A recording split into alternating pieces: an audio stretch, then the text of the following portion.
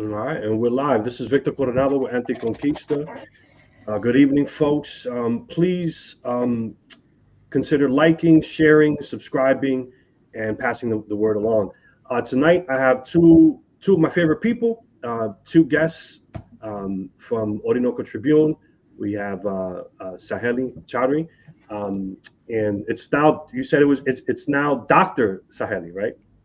Yeah. You, Yes, yes, you know, yes. she doesn't I like. She like. believe that she is double doctor, by the way. No, no, not double. No, is she? I believe that she could be around that. Oh, gotcha. And then we also have Jesus Rodriguez Espinosa, editor from Orinoco Tribune. Folks, how are we doing tonight? You're doing fine, compa. Thank you for inviting us. Absolutely, absolutely. Yes. And so Venezuela's been in the news a lot over the last few days, weeks, months now, and the situation is getting more and more tense. And I decided to reach out to my good friend Jesus, and I said, Jesus, let's get you on air. You're in Caracas. For the folks that don't know, Jesus is in Caracas, Saheli's in India, and I'm in New Jersey, in the States. And so, I thought it would be a good idea to get someone like Jesus, who's living in Caracas, living in Venezuela, and get his perspective. And Jesus, I got to say this, and I know I think I've intimated this to you privately, but I'm just very concerned for you, for the Venezuelan people. Um, and there've been times where right before I go to bed, I'm scrolling through the news and I'm on Twitter or X, and I'm just going through all the feeds and everything like that. And this situation just seems to get more and more intense. And I just can't believe that in 2025 that this is even a possibility. That there's a possibility that the United States government. I mean, this because what are we talking about? It's been how many years since we've seen something like this, right? And so I just didn't think that this would be a thing anymore. I know about National Endowment for Democracy, the USAID. I know the CIA is all over. It probably has all the agents all over Latin America. There's always work being done in Latin America, so I'm not naive in that sense. But when we're talking about war is a completely different animal. And so how are you doing, Jesus? What's the sentiment over there in Caracas in Venezuela? What are you people thinking? What are you people going through? Yes, I mean, as you say, this is unprecedented. People compare it even not with the invasion of Panama, but with the missile crisis of the 60s in terms of the quantity of the military deployment. So in that sense, it's unprecedented. Uh, for that reason, many of us here in Venezuela believe that the the possibility of uh, a military action is real, and because of that, we are very on alert. I won't say worried, because I believe that if you ask the majority of the Venezuelans, if you talk with a Venezuelan right now, the majority of us will tell you that we are just, worried about getting a mid sense to have for more enough money for paying for the end of the year, dinner, and buying the gift for your kids and things like that. That is very common in this time of the year. So this issue is in the heads of all Venezuelans, but it's not something that is driving us crazy. We are on alert. We are somehow worried about the situation, but it's not the main issue right now in the country. Despite all this social media propaganda and US mainstream propaganda about the deployment and the killings in the Caribbean and everything. So for that reason, I believe that is the possibility of a US strike is real. I don't think that, at least at this level, the possibility of a full scale military invasion is possible. Um, because the U.S. will have to need way more troops in order to deal with the Venezuelan resistance. That is going to be tough, if you ask me. It's my impression. I'm not a military guy, but I believe that the majority of the Venezuelan, the sentiment of the majority of the Venezuelans is a sentiment of the willingness to defend the homeland.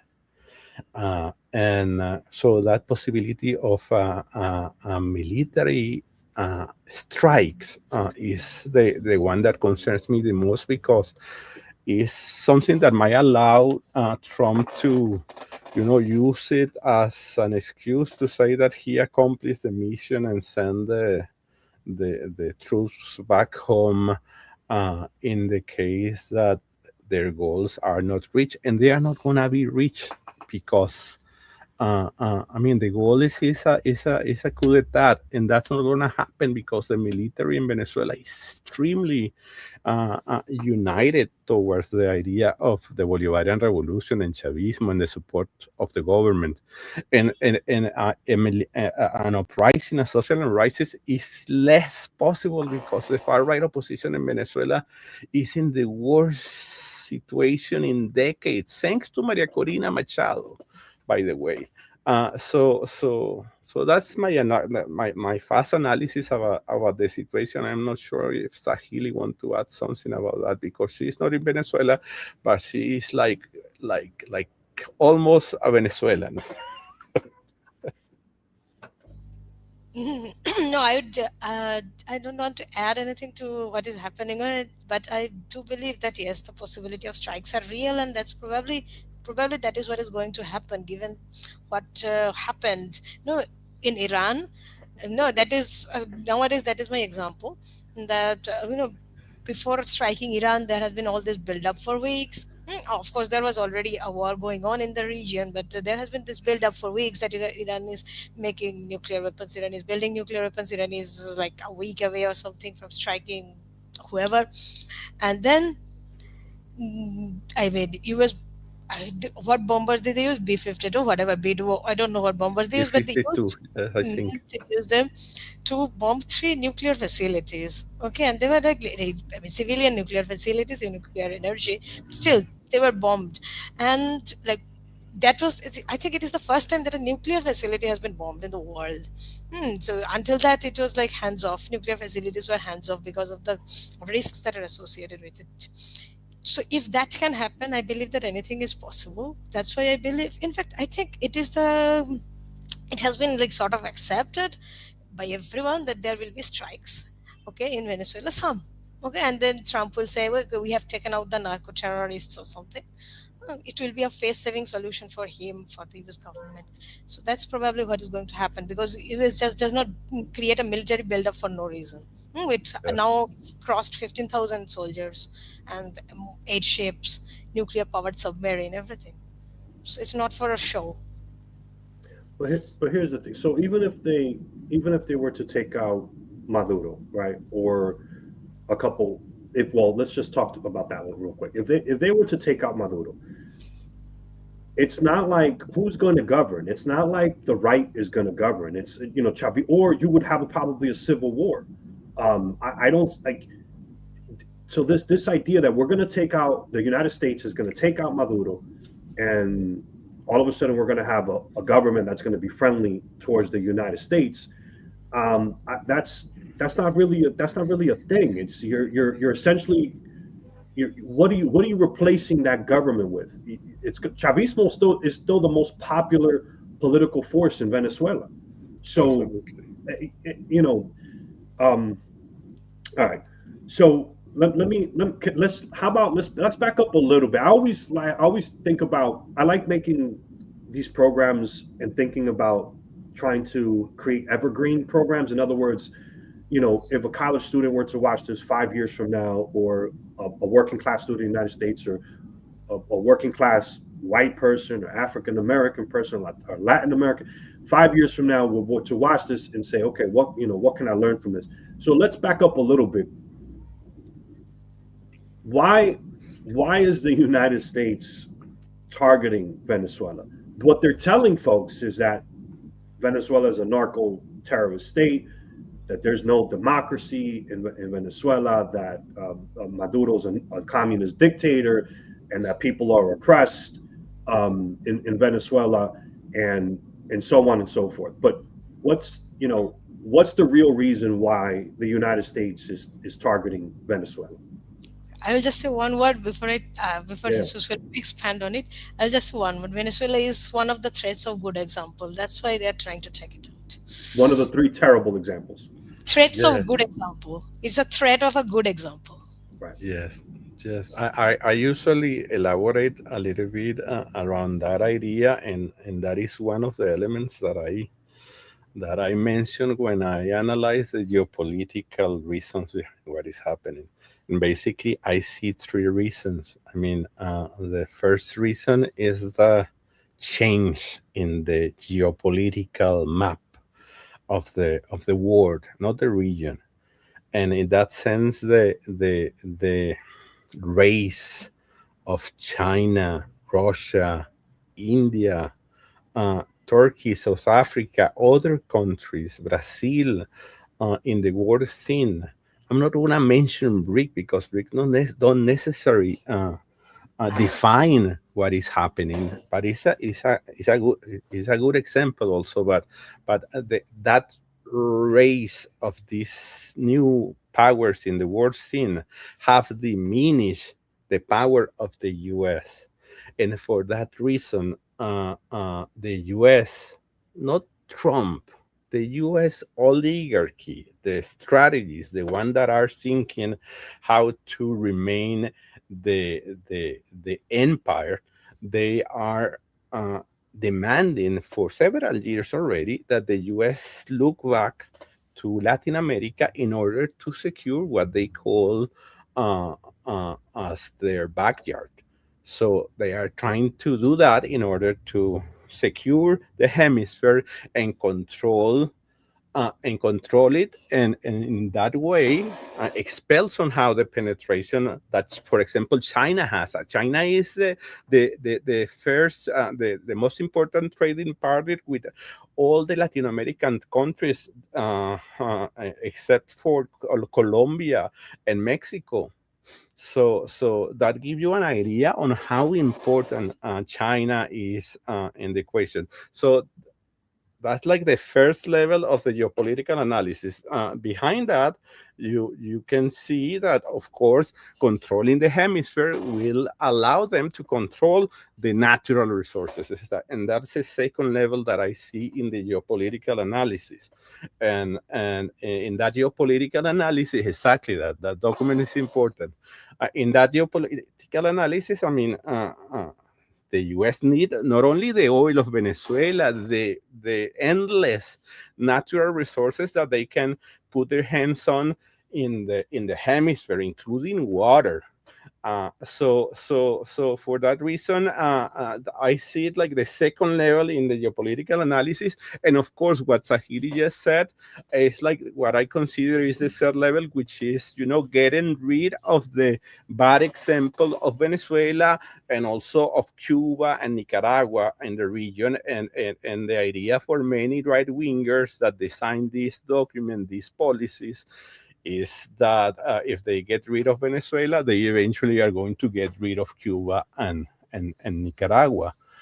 And in that way, they're going to extirpate the communist seat in the region. And they think that that's going to happen just magically, and that all the, leftists and Marxists and socialist-minded people in the region are going to disappear or something, which is a big lie, which is a big misunderstanding of, the reality in the continent. But anyway, that's the way I see it, in a fast, way. And that document is important to analyze it, because that document that Victor is showing is this new, what people call Monroe 3.0 new security doctrine that was just released a few days ago by the U.S. government. Right, and people, you can go right to the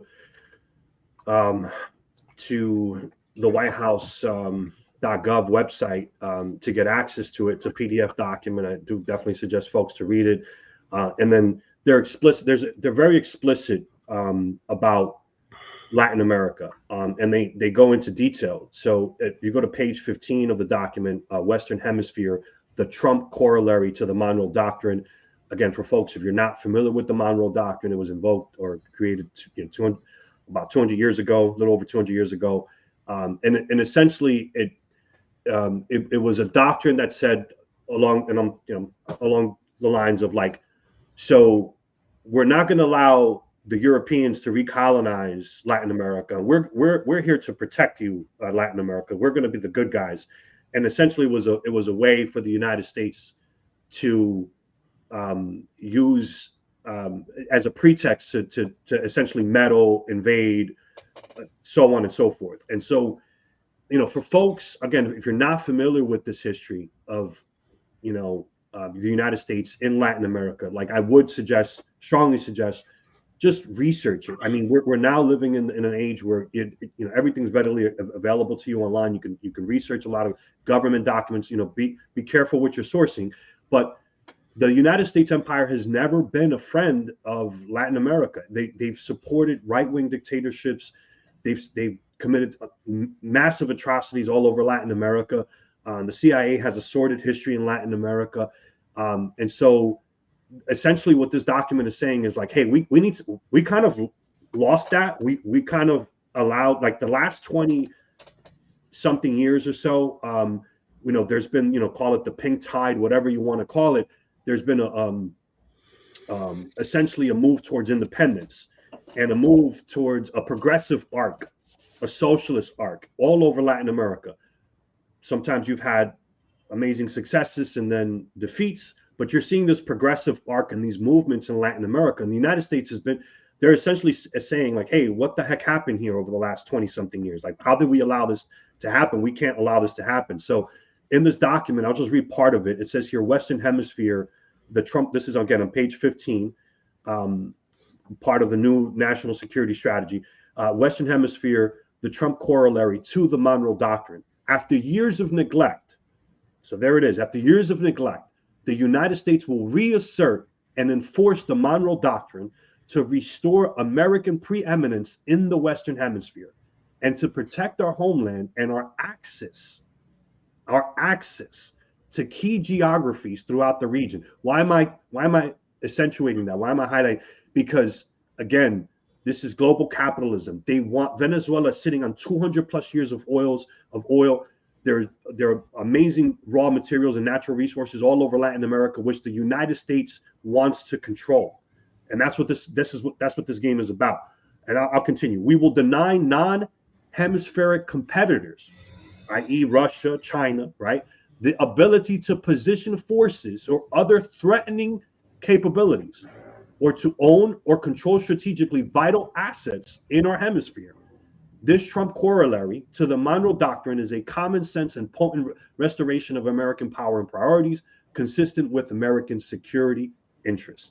Again, I definitely recommend folks to check out the document, but what they're essentially saying is like, hey, we lost Latin America over the last 20 years. We've allowed these progressive and socialist leaders to prop up all over Latin America, and we've allowed Latin America to assert its independence, and now they're making deals with other, let's just say, non-friendly actors or whatever, and Russia, China, and we have to regain control of the hemisphere. If folks were paying attention to Steve Bannon, in early January, you would have known that this is the direction that they were moving in. But I'll stop there. Saheli, you wanna chime in? Okay, so I would just say that part about after years of neglect, that's not true. Of course, the US never neglected its control over Latin America or anything. It's just trying to perhaps inflate the image of Trump. That is the part of that is probably the function of that phrase after years of neglect, because it's not really that the US as a whole, I mean, whichever party is in government, it's not like they had ever allowed the socialists or any progressive leaders to to come to power. It's like despite the US that these progressive leaders came to power, and despite the US meddling, they have been able to do whatever they have been able to do to become such enemies of the US. So that part, that phrase is definitely there, just there. It does not have any. I mean, it's not really like after years of neglect. That's one thing. And apart from that, I would say that when the main and like non-hemispheric actors, you are correct. They only mean Russia and China and maybe some others, but not Europeans, of course, because who are the vessels of the US. And we have proof of that. Like the original Monroe Doctrine was America for the Americans. And when they say Americans, they do not mean everyone of the American continent. They only mean the white people, or not even the all white people, only the oligarchy of the United States. That's what they mean when they mean America for the Americans. Like America for the oligarchs of the United States. That's what the Monroe Doctrine is, and that is what they're trying to reinforce. It's not like they ever had any issue when Europeans invaded Latin America over centuries. I'm not just talking about, colonialism, because the US was not what it today was. But even recently, like very recently, I'll just say that the Monroe Doctrine was in place in 1982 when UK had always like controlled the Malvinas Islands of Argentina. But in 1982, during the war, the US gave backup, supported UK because there is a NATO base in the islands. And in I mean the US is not like it's ever going to stop the Europeans, because the Europeans are the extension of the United States. It's only going to stop what it, as you said, hostile actors, what they consider the hostile states or non-friendly states or anything. They don't want, especially China and Russia, to control or have any sort of access to the natural resources of the region, or to have any geopolitical foothold in the region, which Jesus was mentioning, that it was one of the levels of the the current ratcheting up of the US doctrine in the region. Listen, just to add a few things about that. The the US. These are US dreams, those expressed in these documents. But the truth is that the strength, the financial, economic strength of the US is a shadow in comparison with what it was in the 20th century. So even if the US wants to, reshape and rebuild the level of presence that they have in the region, it's going to be extremely hard because, for example, the US doesn't have the financial muscle to build like the port that the Chinese built in Peru, for example. They don't have that money. They can promise, and they have been promising a lot of stuff in recent decades, and governments in the region have realized that they are empty promises in most of the time. So I just wanted to add that because that should be taken into consideration when analyzing the whole picture of the scene. And also, when we talk about reshaping and retaking and control of the hemisphere, I always remember these few crazy, between quotation, statement of Trump just a few days after he took office about getting Greenland, about annexing Canada, about retaking the Panama Canal, about the Gulf of Mexico. Those statements at the beginning, many of us saw that were disconnected and crazy. But right now, when we analyze what is happening, what has been happening in recent months, you can see clearly that they are not just crazy comments coming out of the mouth of Trump, of crazy Trump, but crazy Trump just it was just repeating the talking points that were given to him by the oligarchy, because I don't think that Trump has enough intellectual capacity to make this geostrategic analysis. He's just a mouthpiece of the US oligarchy pushing this doctrine that finally got published a few days ago by the White House. Well, you mentioned before about how the United States has made promises and how they can't essentially. I mean, we Latin America tried all the neoliberal projects. Like it was just an abject failure. Sorry to interrupt. The U.S. doesn't have even financial muscle to do those projects, even in the U.S. In the How US. are they going to do it in Latin America? Exactly, and it's a great point. So back to the neoliberal part, real quick. I mean, the IMF stuff, the World Bank stuff, like we went down that route. Enough. I mean, what did that do? So I think Fidel Castro used to say, where has capitalism succeeded in Latin America? Where? All these neoliberal projects, they were abject failures. I mean, all they did was put countries in debt, right? But to your point about the contradictions here in the United States, I stay reading, like I'm sure you folks do the same thing. There are now people predicting that another housing crisis similar to the one in 2008 is on the way. I mean, if you look at any economic indicator here in the United States, like nothing is going. Credit card debt is at its highest. Student debt is at its highest. People are defaulting on their car loans. People are defaulting on their mortgage. People are having to have 2-3 jobs just to live, just to survive. So I mean, I'm looking at all the economic markers, like nothing is going right now. The tariff stuff, the tariff wars, that's been a complete failure. I mean, I'm here in Jersey, and we have the Newark ports, right, like literally 30 minutes away from me, and we have a distribution problem right now, because he went crazy with this tariff stuff, and these ports have been empty. So I mean, it's just unbelievable that somehow this is in the news, and it's weird. I know that the polls say that people don't support it. I'm glad we just had protests.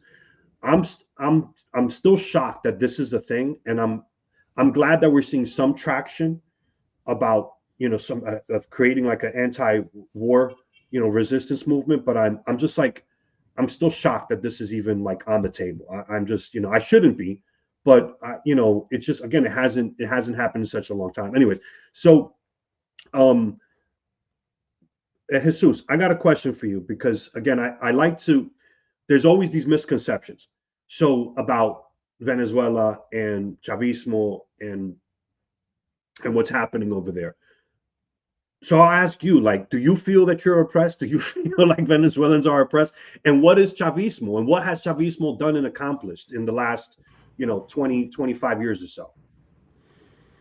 I believe that that's an important point, because especially in the US and European countries also, this propaganda against Chavismo has get stuck into the minds of many, of millions, and it's just that is propaganda, is anti-communist propaganda, basically, designed to misrepresent the reality of Venezuela and of any other socialist-minded country like Cuba or Nicaragua,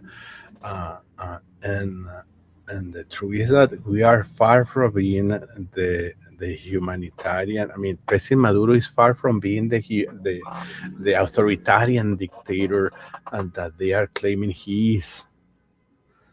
We are far from being a country with a human right crisis, as that is described in the media. Very far from that. I actually believe that we might be better in terms of human rights than the majority of the Latin American countries. I don't want to talk about Africa or Asia because they are too far from me, and sometimes I don't follow them as close as I should.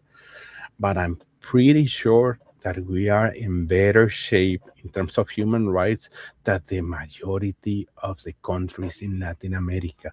I'm not saying that it's perfect, that there are not human rights issues in Venezuela. There are human rights issues everywhere, because you have authorities, and sometimes you have crazy people with some sort of authority, and they commit mistakes.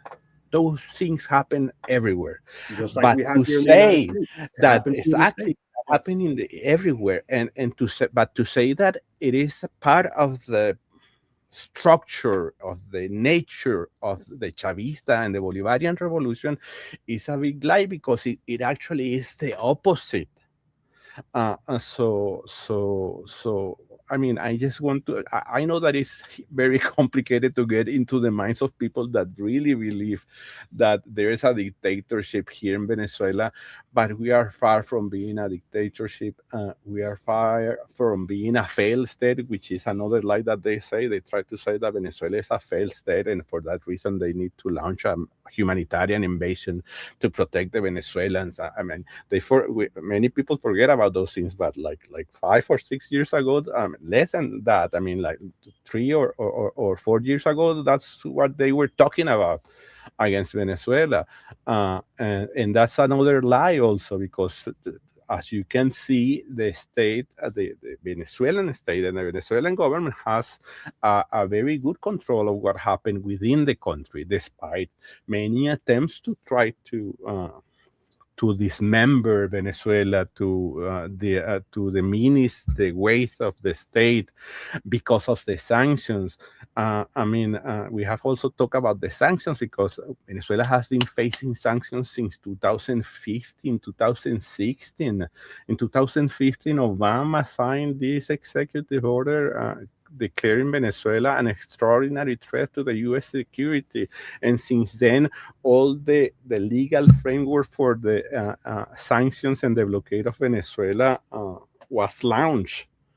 And in 2000, I believe that it was in 2020, the revenues of Venezuela compared with the revenue of 2019 was less than 10%. I mean, from 1 year to the other, from 2019 to 2020, the revenue of Venezuela passed from 100 to like 8 or 7%. So you can imagine that what can happen, and that created a tremendous, crisis within Venezuela, not only economically talking, but socially. Migration also is connected to these sanctions. So, and migration, a lot of people talk about the bad thing that migration represents in terms of the countries that receive the migrants, but also in terms of the countries that lose migrants, which are trained professionals, trained technicians, teachers, doctors. In terms of the country that lose that massive amount of people, the only issue of migration represents a big problem. And even facing those attacks, Venezuela has been able to recover its economy and begin to reshape the economy and retake control of areas that were affected by what I'm telling you. So can you talk about how the sanctions affect the ability to um, um, refine and produce oil? And then, because that's your major. I mean, let's be honest. That's your bread and butter is the oil. I remember. I think it was in the mid 2000s um, when oil was at like $100 a barrel, and that's when I mean, from what I recall, and you could correct my memory, but I remember all those social programs, how much of a success it was, because I mean, you guys had so many programs, from housing to healthcare to education, and it was just unbelievable. And I was just so happy to see. I remember I would go to, folks don't even know this. A lot of folks don't even know this. So you had a stake. Venezuela had a stake in Citgo. So I would only go to to Citgo to fill up my tank of gas in my car, so I can support the Bolivarian Revolution, so I can support Chavismo.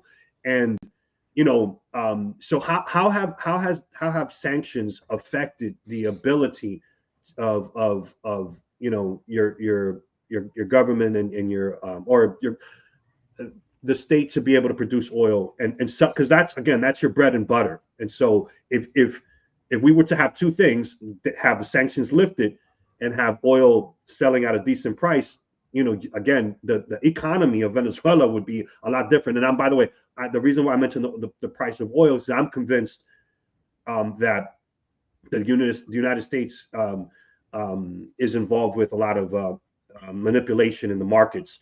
The CIA has been on TV mentioning this, has talked about this.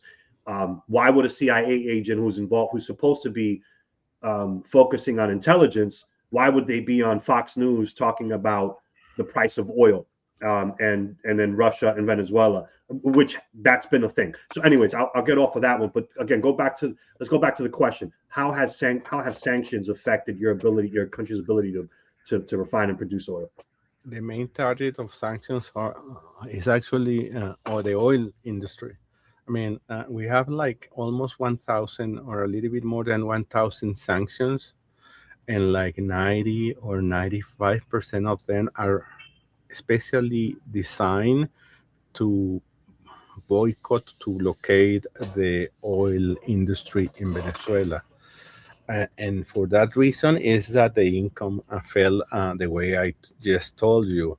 And for that reason is that since the beginning of those sanctions in 2019, 2018, the production, actually 2017 even, because they began financially sanctioning PDVSA, which is our industry, in 2017.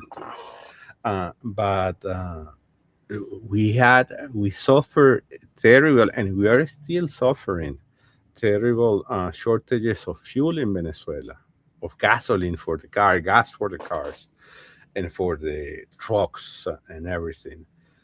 With the time, we have been recovering that production, but we are not even close to the level of oil production that we had in 2018 or 2017. So, for historically, for the for the first decade, second decade of the 21st century, the production of oil in Venezuela was around 2.5 million barrels per day. And yes, for the last 2 or 3 months, is that Venezuela has been consistently producing oil close to 1.1 and 1.2 million barrels per day. In recent months, I'm talking about, and that only represents half of the traditional output of oil of Venezuela. And some people might believe that this is great because it's ecological and whatever, ecology, whatever.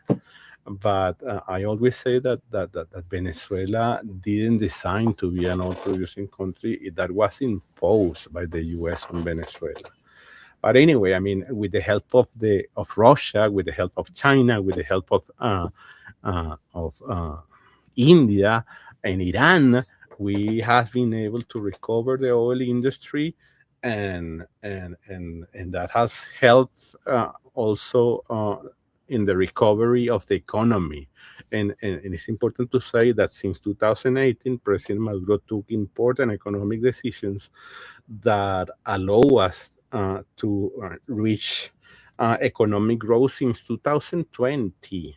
We have been showing GDP growth every single quarter, without exemption. So this year is gonna be like the fifth year of constant economic growth in Venezuela since those changes. But that has been hard, and the important think tanks, progressive think tanks in the U.S. like the CEPR has been publishing figures about the number of people that might have died because of the initial impact of the sanctions. And we're talking about hundreds of thousands of people dying because of the inability of the state to fulfill its responsibilities because the lack of money. But anyway, I believe that Sahim might say a few things that I've been missing. Okay, since I was just thinking about, since Victor asked about how it impacted or why. When I hear how, I think it's more like why the oil production was impacted by the sanctions.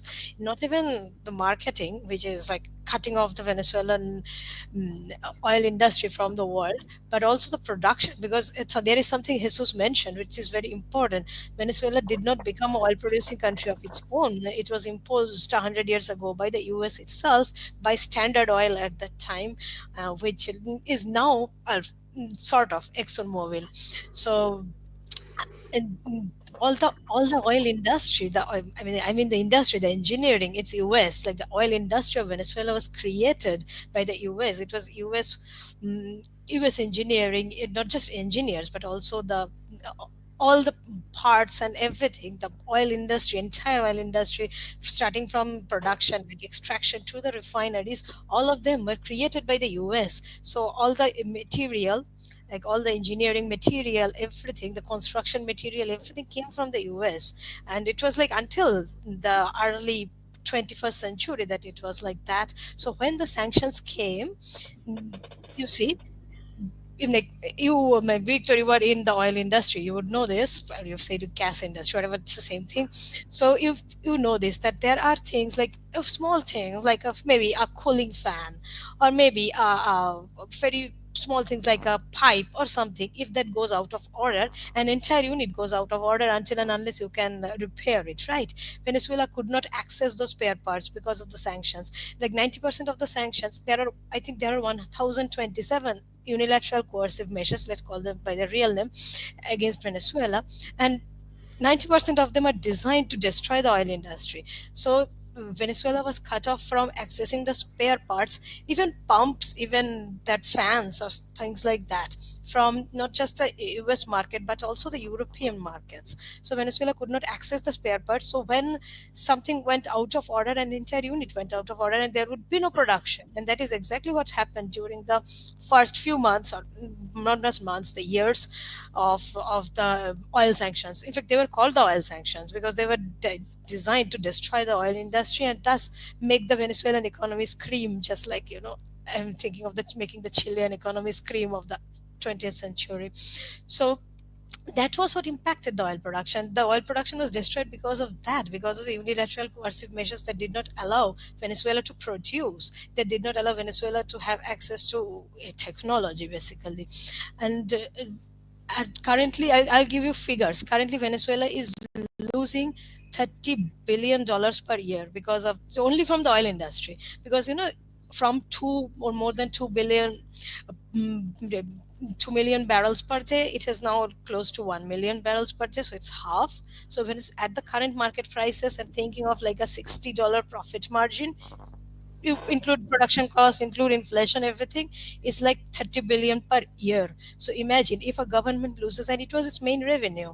Okay, so if a government loses $30 billion per year, I don't think any government in the world can function. It cannot do anything. And even the Venezuelan government has been like continuing, especially with the housing program. Like it crossed 5 million houses a long time ago, like last year, and it's continuing with that. And the other things are slowly recovering. You will hear recovery news of the schools, universities, hospitals, other healthcare centers, etc. And it is also continuing the migrant repatriation flights from different countries, including from the US, despite sanctions, despite threats, despite this current situation of the diplomatic relations. So imagine you have to bring back migrants who left. So that is also a strain on the already strained finances of the government, but it's still continuing with those things.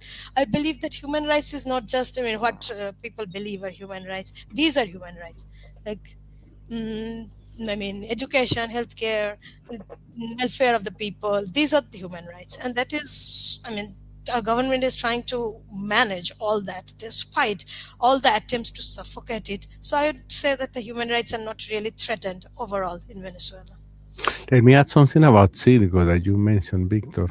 Right. Citgo, we just lost Citgo a few days ago because the U.S. with this crazy Juan Guaido regime change experiment from 2019, and they took control of Citgo, which is the main Venezuelan asset abroad, which was valued around $20 billion Some people say that more a bigger figure sometimes. And a company that had a revenue of like around $4 or $3 billion every year, and they took control. The U.S. took control of that humongous corporation that belonged to the Venezuelan people, as they took control of Venezuelan money in bank accounts abroad, as they Your took gold. control of gold that we had in the Bank of England. Uh, I mean, and this was part of another U.S. regime change operation that failed using this crazy guy Juan Guaido in 2019. So I just wanted to mention that because you mentioned City. If we were to sit here and do a whole program about how Venezuela looked before Chavez took power, and then after, and then detailed and chronicled everything that the United States has done, because okay, so we're talking about the prospects of war, but there's been a war waged against Chavismo ever since he took power, right? They supported a coup immediately as soon as he won the elections, like right after that, right? Um, we could talk about the sanctions. We could talk about the NED money, the USAID money, them supporting the student movements over there in Venezuela. The The United States, Guarimbas. yeah. I was in Dominican Republic when that was happening, and I was interviewing the Venezuelan ambassador to the Dominican Republic, and when that was happening. So yeah, I remember that. I mean, it was funny because it was like these rich, it was like these wealthy middle class white, in terms of phenotype, lighter skinned Venezuelans who were barricading themselves. I mean, that's a whole, we could talk about that. We could talk about Operation Gideon. I mean, we could sit, it would be like a 3 hour, a 4 hour, maybe 5 hour program to chronicle everything that happened from, to first you have to explain the history of Venezuela before Chavez took power, and how the oligarchs, essentially had a control and a monopoly on the economy and were basically stealing all the wealth from the Venezuelans, right? And the working class. And then Chavez comes into power and says, hey, we're going to restructure our economy. We're going to now think about you. We're going to rewrite our constitution. The Afro-Venezuelan now has a voice. The woman has a voice now. The student has a voice now. The indigenous people have a voice now.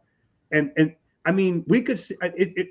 I encourage the reason why I'm mentioning this is I encourage everyone. If you don't know anything about Venezuela, please pick up, reach out to me. I'm not hard to find. Reach out to Jesus, reach out to Saheli.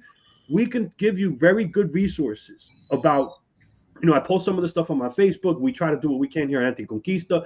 Orinoco Tribune does a wonderful job of documenting a lot of this stuff. But there's so many lies. There's just so many lies. It's like, I just saw it was almost like a commercial. I think it was on the New York Post. The U.S. Marines, they're now parachuting, off of some base over there in Puerto Rico because they're getting ready to ramp up. You guys saw that? It's like we sell these Rambo movies, these movies to almost these Hollywood script like news stories to the American public. I was watching yesterday Danny Haifong and Ben Norton talk about Venezuela, and you could tell Ben Norton's in China. Ben Norton kept using the word stupid, and I'm glad that he did, because to the American public, if you're listening, for folks who, if you're very patriotic and you're listening to this and you're just curious, the American public is very stupid. It is. It's a very uneducated, very stupid, very pompous, very arrogant. And I have a new term for what I'm experiencing with my friends, with my family, a lot of my friends and my family member. And it's this: Trump has this very arrogant asshole like type of attitude. And what I'm describing now to my friends and family is like, we have an asshole culture. We've popularized being an asshole. It's like, it's cool to be an asshole. And I just don't understand, it's a weird thing. It's a very, very weird thing. It's a strange thing at a time where America's really hurting. We've talked about the contradictions here in the United States. We have serious problems here. But our response to a lot of the stuff, because I read the comments and I see, even though the polls again say that people are against the war and stuff like that, but you read some of these comments, it's like people are just assholes here, and it's just a weird, very weird thing, you know. And the only conclusion I can draw is that what we draw here in Anticonquista is that a lot of the workers here in the United States identify with imperialism. They identify, whether they're consciously doing it or not, it's because they feel like they're benefiting from something. So if we bomb Venezuela, well, yeah, sure, let's take their oil. Let's just like you're not people, like you're savages or animals, or you know, you don't even treat animals like that. But we're gonna just go and let's bomb Venezuela. Sure, no problem. You know, who cares? Maduro's evil. He's a dictator. We can just go over there and just take their oil, get rid of Maduro, and everything's going to be well in the world. And, you know, we probably need this right now because our economy is not doing well. So let's just go ahead and let's just bomb Venezuela. These are the narratives. Like, it's like, you know, so let me ask you this, Jesus, because I defer to you on this one. You know, what are you asking of us? How can we, obviously, I do programs like this. We just had massive protests on January 6th. I encourage people to reach out to their senators and their congressmen and the White House. And I was shocked that in the past when I've done that, people have reached out to me and said, well, Victor, that's not revolutionary. I wish we can have a different government. I wish we can just, you know, have our own revolution here. But in the absence of that, what can we do to help you so we don't bomb Venezuela, so we stop all this ridiculousness in Latin America, in Venezuela? So what are you asking of us? What you just say about changing the government might sound stupid, you know, to think about that possibility, but that should be the main objective or the main goal of anyone really wanting to change the system. Yeah. It's like if you keep voting for the same imperialist monsters that you have been voting in the US for decades, nothing will change. And it doesn't matter if it is a Democrat government or a Republican-led government. It's the same thing over and over. You need to vote for something different. I know that the democracy in the US do not make it simple to have additional candidates especially for presidential elections. But you need to change that. You are the only ones capable. I know that you were asking me to talk about, you know, solidarity activities and things like that. But as you mentioned elections, that immediately clicked in my head because that's something that I've been seeking lately. I mean,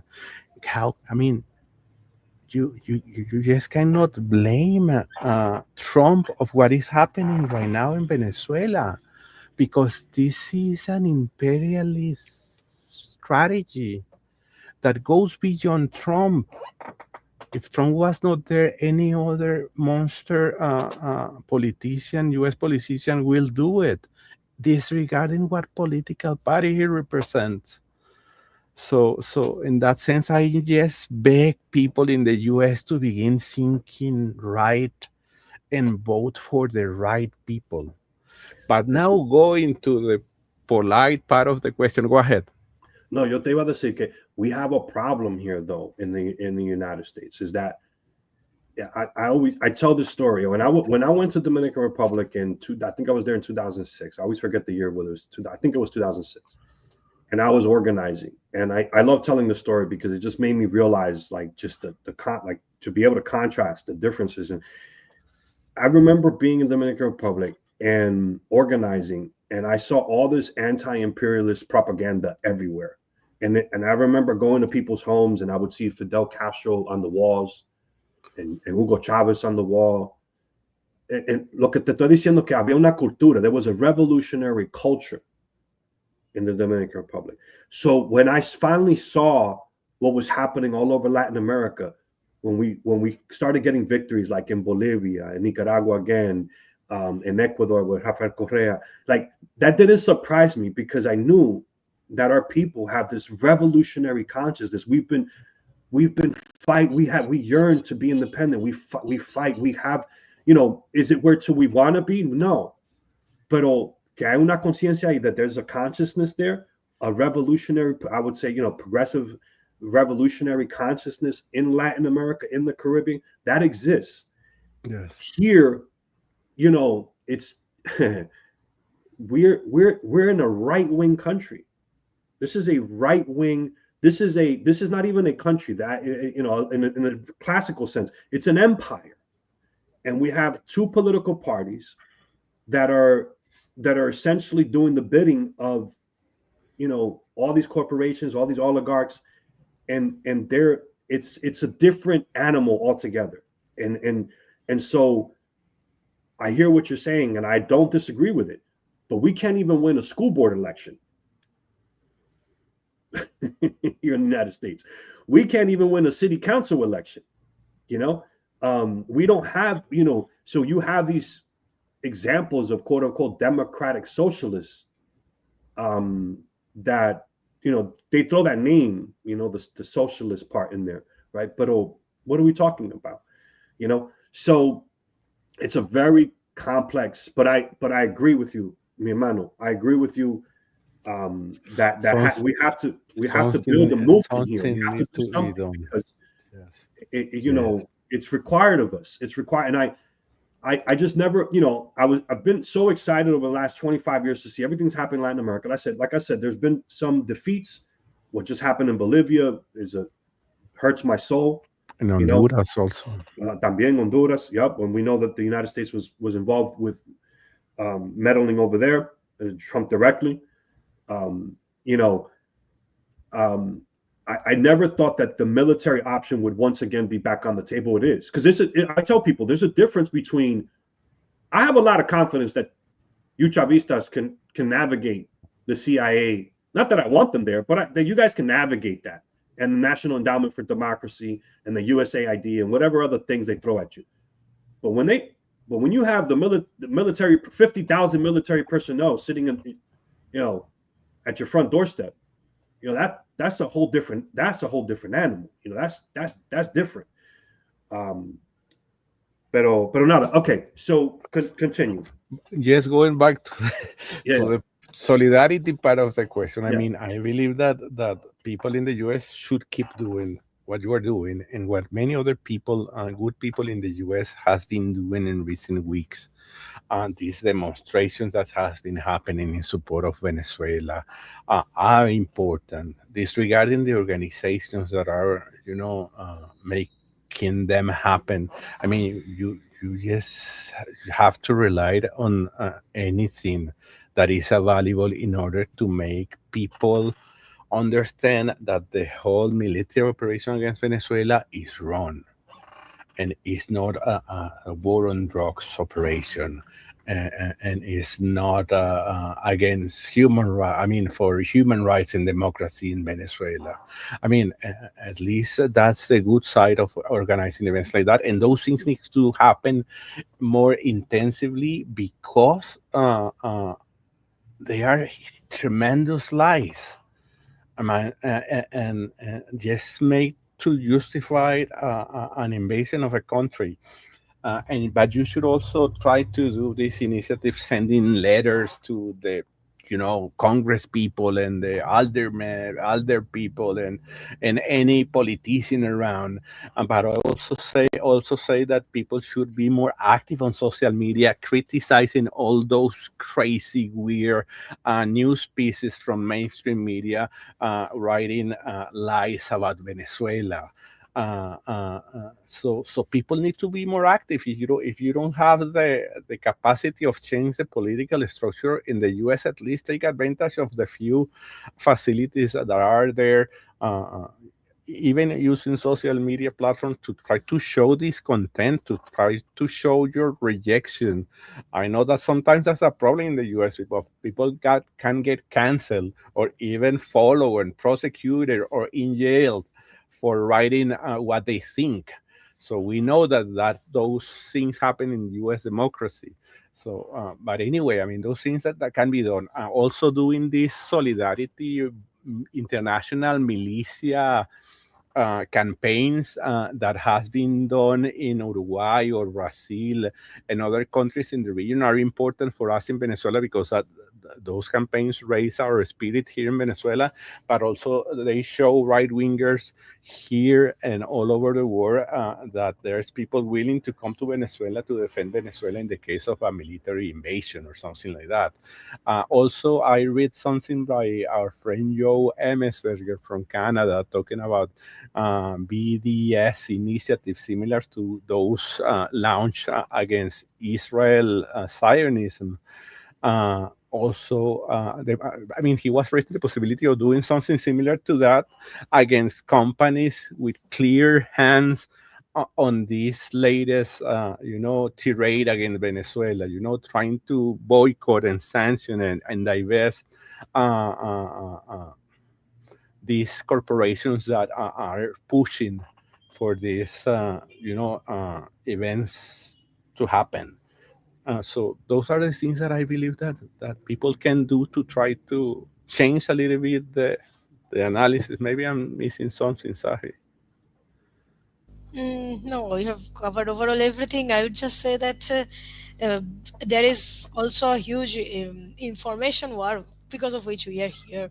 So there is a huge what we call the media warfare against Venezuela. So there is also the necessity of getting the information, like the correct information to people about the narco state being alive. First it was human rights, right? During the last 10 years, it was human rights in Venezuela are in danger.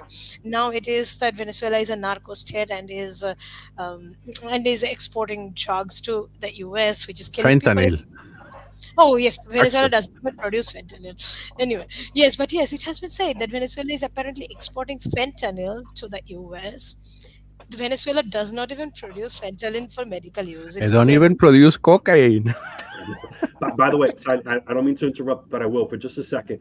Anticonquista, we posted a video of Hugo Chavez predicting this. Mm-hmm. I Mm-hmm. So saw. there's a very short clip that we put. So go to our Which Instagram.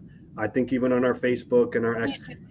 yeah, and it's a very short clip. And he predicted this would happen. He said they're gonna. He said I have people. I know some people who are not even considered allies of mine who are entrenched over there in the United States, and they told me that they're gonna do this. That they're gonna eventually label me a narco trafficker, like the narco trafficker king of Latin America. So continue. I'm sorry, Sahel.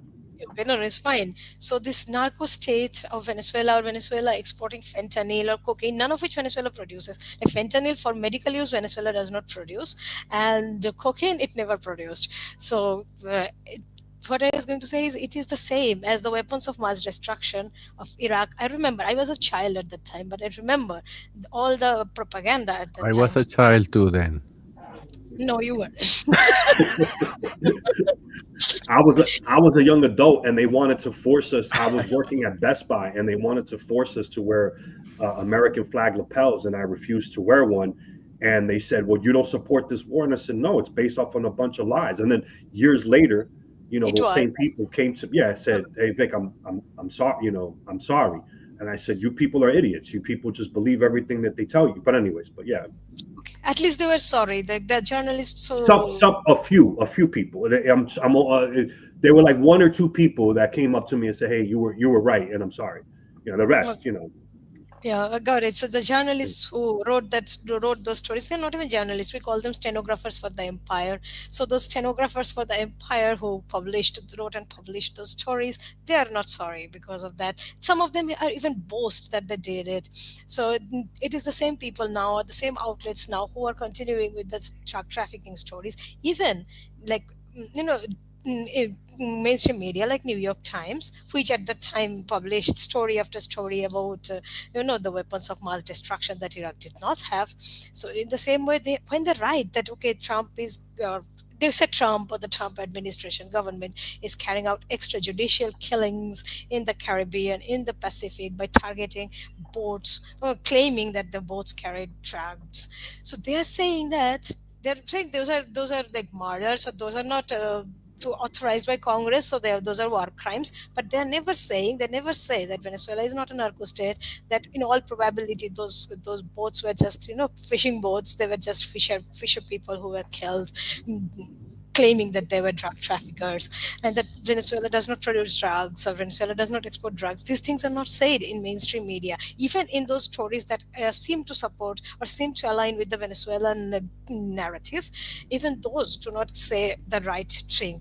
Even those do not say the truth. Venezuela never produced drugs. Venezuela was never in the drug map, not in this government, not in the earlier one. Venezuela was never a drug producing country, despite having like borders, the longest border with Colombia, which is one because of the US. It's the US that produces drugs there and transports to the US. So Venezuela is not there. Venezuela does not produce, does not transport, and then it is not a transit route either.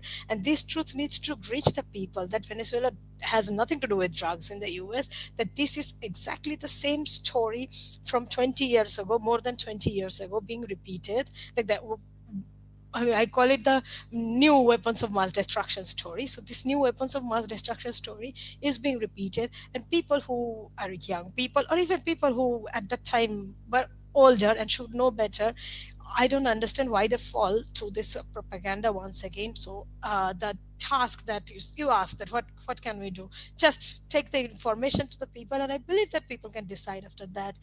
I was in the US in 2024, like last year. Yes, I was in the US and I saw Sidco. Like you mentioned Sidco, so I saw like outlets selling Sidco oil, etc. And I talked to people there saying, "Do you know Sidco is a Venezuelan company?" And they looked at me with a blank face. They were disbelieving that Sidco is a Venezuelan company. Like, what are they doing here in the US then? Why is forgetting that multinational companies based in the US are everywhere in the world? So Venezuela can also have a company in the US or elsewhere. Those are called assets abroad. And this is like, unlike the multinational companies based in the US, which are private, Citgo was a public property. It belonged to the PDVSA, which is the public, like the state-owned oil corporation of Venezuela, and Venezuela just lost it because, and I mean, I don't even understand how these things work. These are very illegal, I would say, because a US court decides that there are these companies which are claiming that Venezuelan state has not paid them money, or because they lost their assets in Venezuela when the oil or the nationalization processes. So they were claiming that Venezuelan state took money from them or owes them money, etc. And they are claiming it in a US court. Okay, they're claiming it in a US court, and it is a US court that decides that those creditors, they are creditors who can get the money from the Venezuelan state, and how they recover by stealing a Venezuelan company. My question here is, what happens to the sovereignty of states? Like, that is one of the major pillars of international law. I think people don't know it, or they don't care that international law exists, and that no state can unilaterally disregard international law and try to destroy any other state by any means possible. So this information needs to go to people. I know it's a very difficult job because And for that reason, you need to support Orinoco Tribune. Absolutely. you will say that. Absolutely. Okay, yes, this information needs to go to the people, and that is the thing that, I mean, we try to do at Orinoco Tribune. And Yes, anti-conquista too. I and forgot about that. no, thanks a lot to Anticonquista for supporting us also. But this thing just needs to be done. That people just need to have the right information. That Venezuela is not a drug-producing country. That there are 1,027 unilateral coercive measures against Venezuela that have sanctioned each and every public sector, and through secondary sanctions also the private sector. Everything is sanctioned in Venezuela, from currency to everything. Okay, so these things need to go to the people, that it is Venezuela is at war with the US, but it is the US that has been at war against Venezuela for It's a 27. unilateral war, yeah. Yes, it's a unilateral war. It was imposed against Venezuela, and it is a war. Like, it's not just only military invasion is not war. It is war. So there has been a war going on for close to 30 years now. So people should just understand that the war is there. This is like the hot phase of the war. The backstage has been created. The background has been created. People have been, propagandized enough. So to support, so people should not just support. They should just know the real thing. They should know the information, like what is happening. the information needs to be there for the people, and it needs to go to the people so that they can decide. you know I've been the protests, etc., that Jesus mentioned. I have seen them, and I'm very supportive of them. I even say that we need to take solidarity from wherever it comes. So there have been organizations that supported, there have been even like legislators who are trying to stop the military option. So yes, all these things are good. I mean, all these things, anything that stops a real military war is good. So it has to be just done. Like, people just need to. It's only the people of the US who can stop the US government. We from outside cannot do anything. So the Right. people of the US can stop the US government, and that they have to do. Can I add something? Maybe you are going to ask about that, but I just want to mention something about what has been happening lately, because we have been talking about the military deployment and everything, but in recent weeks, the US has been pushing for disrupting their airspace in Venezuela, and that's Yeah. important. I'm not sure if you want to add something different first, or you want me to go ahead No, and. go ahead, go right in. Yeah. I mean, I So just what Jesus mentioned. is talking about is that Trump, I think, went on.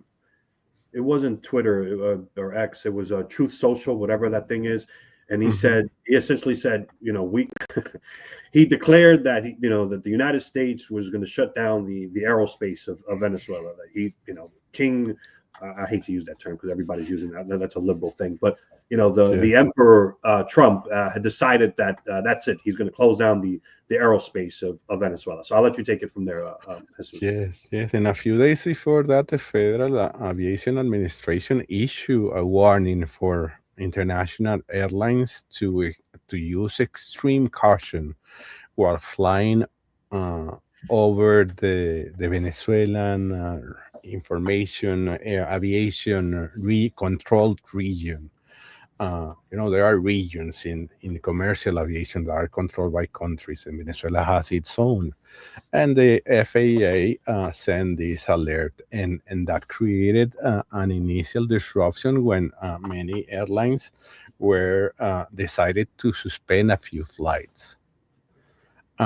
And before that, even weeks before the FAA notice, we have been noticing, and media reports has been talking about global positioning system, satellite system being jammed. Initially, no one knew about who was actually jamming. That is called electronic warfare, and that has happened in many other military conflicts around the world. And since I believe October or maybe earlier, reports about those disruptions has been happening.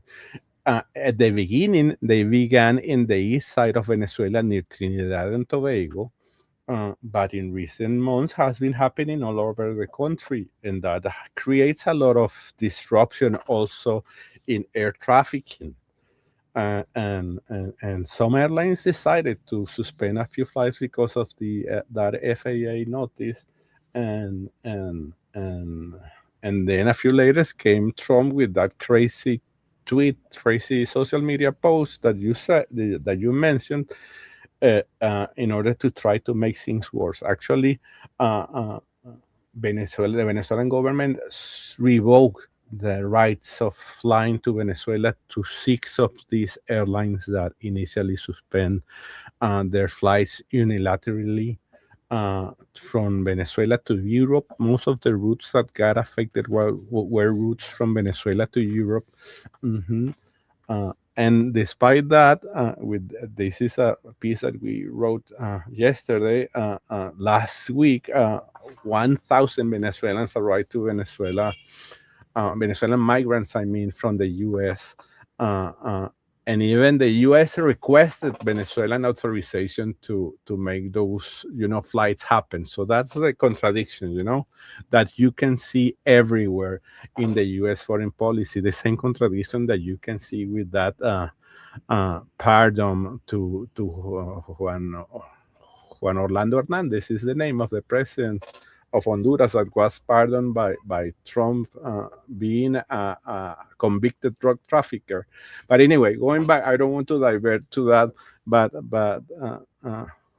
I mean, Venezuela has been trying anyway to deal with this clear U.S. attempt to destroy air operations in Venezuela, and thankfully we have been managing to solve the issues. Actually, there are conversations between the Colombian and the Venezuelan government to try to increase the frequency of flights between the two countries in order to bypass the disruption of these airlines that were revoked. Actually, yesterday, President Maduro talked with President Erdogan, and people say that they discussed, because among those six airlines that were which their permits were revoked was Turkish Airlines, which is an important airline that operates, have a lot of frequencies between flights between Venezuela and Istanbul. And they, I mean, news report says that Trump and Maduro and Erdogan talk about reinstating the license and the flights from this airline. But those things are happening right now. Those are the most recent U.S. disruptions happening right now. The satellite, the global positioning system, the electronic warfare is happening. It's a reality, and that is one of those other elements that make us believe that something is going to happen, because those things, experts says that those things happen whenever the U.S. is designing or thinking about launching military operations. So what what are some of the things that the Chavista government has done to try to garner support, to try within the country, amongst the citizenry, to try to prepare itself in the event that the United States does invade? you can go, Sahi, and I can follow you. You know those things. Really? Okay. So, firstly, we should just know that most Venezuelans do not really support any military invasion, irrespective of their political position. So, even those in the right wing, even prominent politicians from the right wing, have spoken out against U.S. military invasion threats and attempts. So, that is the first thing. So, we say, like what we have been seeing, is the Venezuelan government is, or not just government, all the authorities are trying to prepare, keep everyone prepared and ready without raising alarms or without raising too much concern, so that, so that again people do not just try to flee in droves from the country. So, like, without raising alarm, they're trying to do many things. So first of all, the Venezuelan government, one of the biggest things that it has launched is the militia enlistment drive. So it is continuing. I mean, it was launched initially just after the threats were coming up. So that was in August. So starting from August, there have been the enlistment drive is continuing, and it is reported that by now it has crossed 8 million people enlisted in the Bolivarian The last National. figure was adjusted to 6.3. Okay. Yes, yes, 6.3. yes. Oh, Initially, the government talked about 8 millions, but I believe that they clean up the databases and yes. everything. And the last figure is 6.3, which is an incredible figure anyway. I just wanted to correct that. Okay, thank you. And okay, so and the I think is that the Bolivarian National Militia is part of the military. So it's not just, whenever people hear militia, that is another thing. Whenever people hear militia, they think that it is a ragtag group of people who just band together with the whatever weapons they find in order to do whatever. There are many parts of the world where militia is a negative term. Now, in case of Venezuela, the Bolivarian National Militia is part of the military. So it is the civilians who are trained in order to defend. I mean, you need weapons to defend, or need to be trained, not just weapons. You need to be trained in order to defend yourself. So that is the one thing. And it's a huge number of people, including women, who are part of the Bolivarian National Militia, and they have been training. The training has been going on. Then the Venezuelan government has also conducted military exercises, just like the U.S. conducts military exercises in other countries in the region. They are doing it in Trinidad and Tobago. They have done it in Puerto Rico. They have done it in Dominican Republic. So Venezuela is doing it in his own country, but along the along the Atlantic, the Caribbean and the Atlantic facets. So, and as well as it has been also conducting like air exercises, naval exercises, amphibious exercises, as well as like there are different.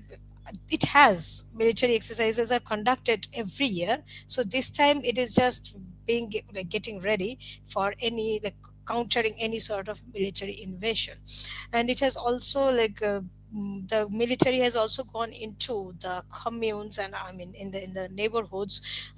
There is this program in which it's like the barracks go to the people. So the military has gone to the communes and neighborhoods in order to there is this idea of combining the military with the communes. Now, communes are one of the most important parts of the political structure of Venezuela. They want it to become like this communal state is the goal.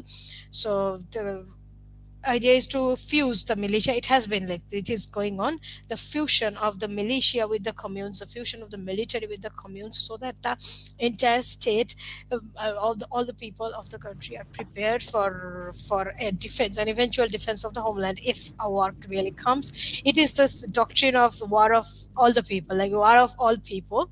It is the like that is the Venezuelan military doctrine. It is also the Chinese, the Cuban military doctrine. It's the same thing.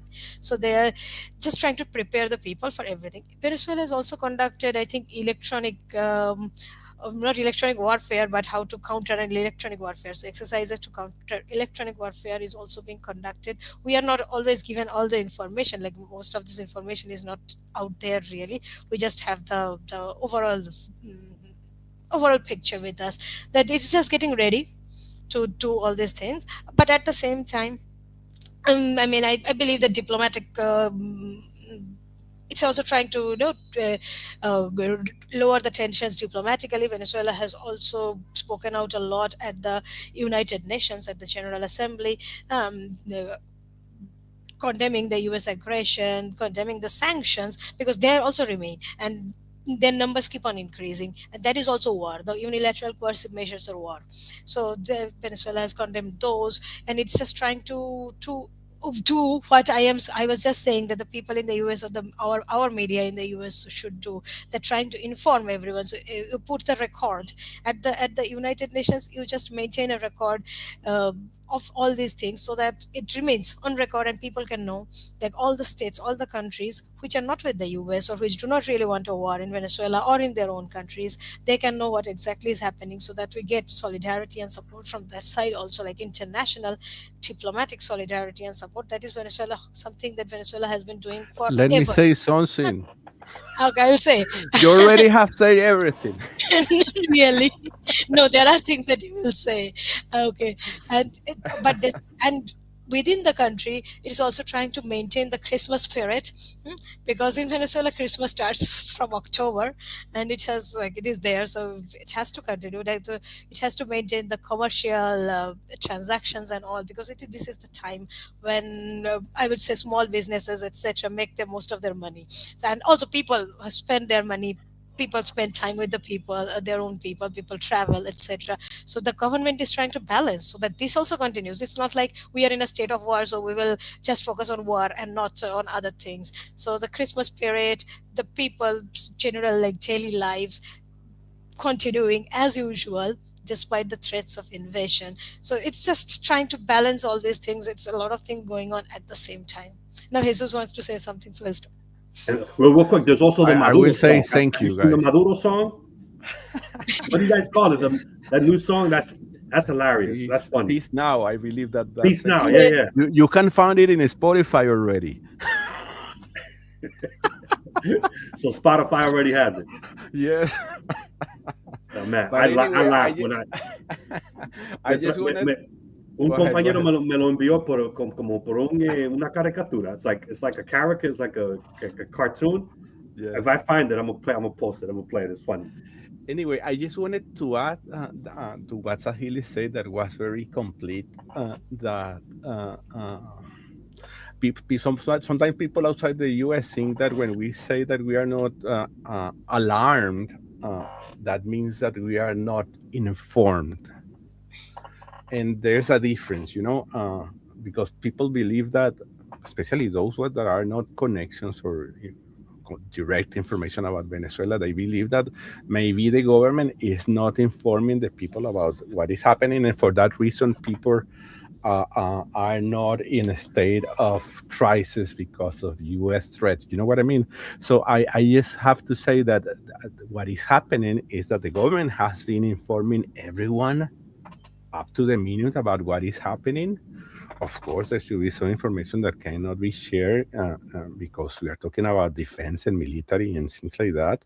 But most of the information is there, and the government has released most of the information. But at the same time, in a very responsible way, I always said, has been calling the people not to get into alarm, calling the people to keep doing their work because the government don't want the economic activity of the country to be disrupted, and things like that. So basically, even the military equipment deployments that has been shown, because there has been military drills, has been done in a very respectful ways. You know, you don't see military tanks or missiles or missile launchers everywhere. I mean, you just see the normal police deployment that you can see in the street of the Venezuela. So the government has been very responsible, trying not to create alarm, trying not to disrupt the day-to-day life of Venezuelans,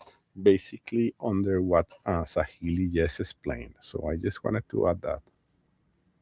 And reiterate the thing about the word of all people doctrine that Sahili mentioned, and which is extremely entrenched in the Venezuelan military, because since Hugo Chavez took office, he pushed towards that direction. It's not something that is happening just in the last 5 years. I mean, since Hugo Chavez took office, he pushed for this, what he called Unión Cívico-Militar. That's how we call it. And that is a reality. And the government authorities and the military. that's the rap, the remixing, yes. But what I was trying to say is that I forgot. No, I'm sorry. I forgot my line of thought.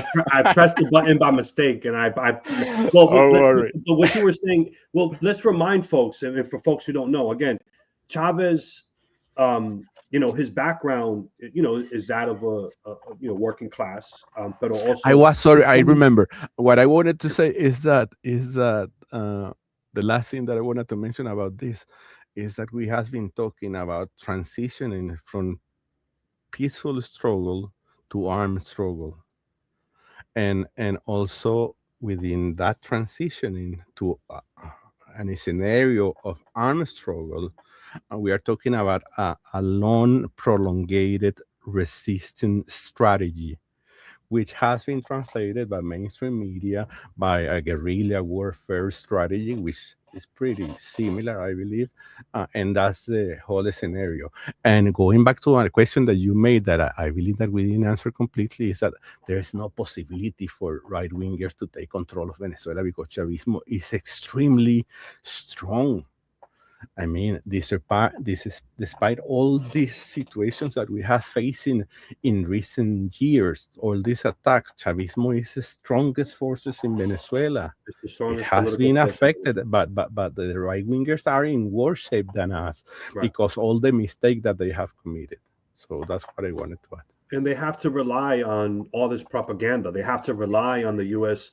empire to go save them or whatever. Like they're not organized. They can't win elections. They don't have a platform. They don't really have an agenda.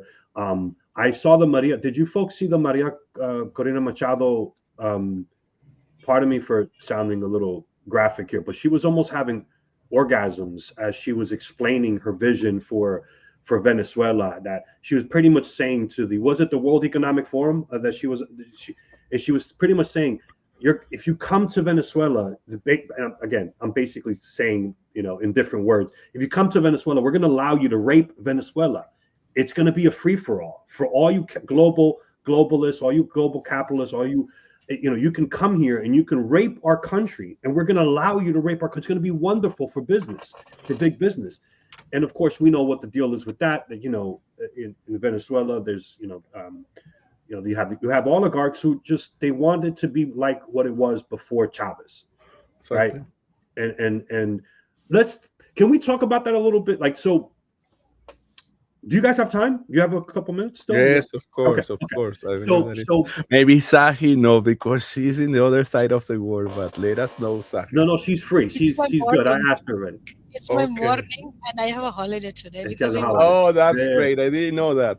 I didn't yeah, know I, that. I told you that Sundays was a working day, so we right. get a Monday holiday. Yeah. Ah, So you know, before Chavez, what you had was um, a system of very unequal distribution. Like in terms of the economy, it was an unequal distribution of wealth, to say the least.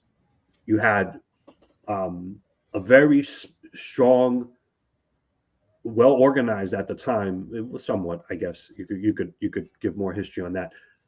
Elite that controlled the country and essentially, you had oligarchs. You had an oligarchy there that ruled everything in Venezuela, and then you just had a lot of poor folks who were marginalized, never really thought of. No one ever included them in terms of the economy. No one ever thought about them or tried to plan for them, or uh, it was they were just excluded and marginalized.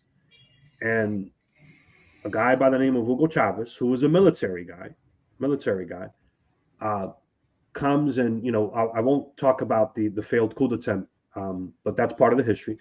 Um, he gets exonerated, and then he becomes a candidate. He becomes a populist candidate, and talks about he's not he doesn't even, from what I remember, he doesn't come out and says he's a socialist right away. Um, he just talked about making sure that we included the working class, the most marginalized, and he had a populist agenda that resonated with the overwhelming majority of the people of Venezuela. So he wins an election, he becomes president of the United States, excuse me, of Venezuela, excuse me, of Venezuela. The United States immediately supports a coup, and then can we talk about, like, when Chavez took power in Venezuela through democratic elections? What was on the agenda? What were the programs about? Why did he win? And then why was he so popular? And why were those programs so popular? Can you folks explain that to the people? Because here in the United States, again, we have savage capitalism. We've talked about the contradictions here that exist here in the United States, where no one's thinking about investing in education or healthcare or science or technology or the infrastructure, which is what we should be doing here in the United States, but we don't. So what was Chavismo all about? It still is. I mean, Chavismo was a response to the craziness of the political and economic regime that we had seen before the arrival of Hugo Chavez. So the political system was extremely corrupted and gained a terrible bad reputation before Hugo Chavez took office. Venezuelans were fed out with governments that promised these things and delivered the opposite. Uh, uh, Politicians that talk about socialism and then privatize the government and everything that belonged to the state. Extreme poverty, disregarding whatever you hear from right wingers that dream to go back to what Venezuela was before Hugo Chavez. The reality is that despite being flooded by oil, and the economy was doing terrible, especially since the 80s. And poverty was close to, I believe that extreme poverty was close to 40%. I'm trying to remember. And poverty, the regular one, was close to 60 or 70%. Yeah, like 70. Yeah. And Chavez reduced that, the extreme poverty, from 40 to 20 or less than 20, I believe, and the poverty from 70 to 30 or 40, something like that. yes, maybe in the first 10 years of government, Chavez was able to achieve that. And that was not the only outcome coming out of Chavismo. I believe that the most important one was that people felt included. When you have governments like the one in the US and many other governments in the region and around the world that do not care about you, you notice that. You feel that. And what Chavez did was the opposite. I mean, he make us really feel included in the decision making process, and that's why Chavismo is still alive. Because he wanted to hear voices. I'm not saying that Chavez was perfect. Of course, I'm a hardcore Chavista, and he committed a lot of mistakes, but he was way beyond any politician, at least we in Venezuela have seen in decades and maybe centuries. So for that reason, Chavez came to power, and for that reason, and because he complied what he promised. Talk about the programs. The programs. Yes, I mean, he talked about changing the constitution, and immediately after taking office, he signed a decree the same day, initiating the whole complex and political disputed legal process to write a new constitution, and that happened in less than 18 months, I believe, since the decree was signed, since the National Assembly was created, since the new constitution was written, and then the constitution was approved. Everything happened democratically, using the bourgeois state electoral system. So that was one of the first things. Another important thing, very connected to what we said about the civic military union, is Plan Bolívar 2000, which was basically Hugo Chavez sent the military troops to the poorest shanty towns in Caracas and all over the country to fix the houses, to clean everything.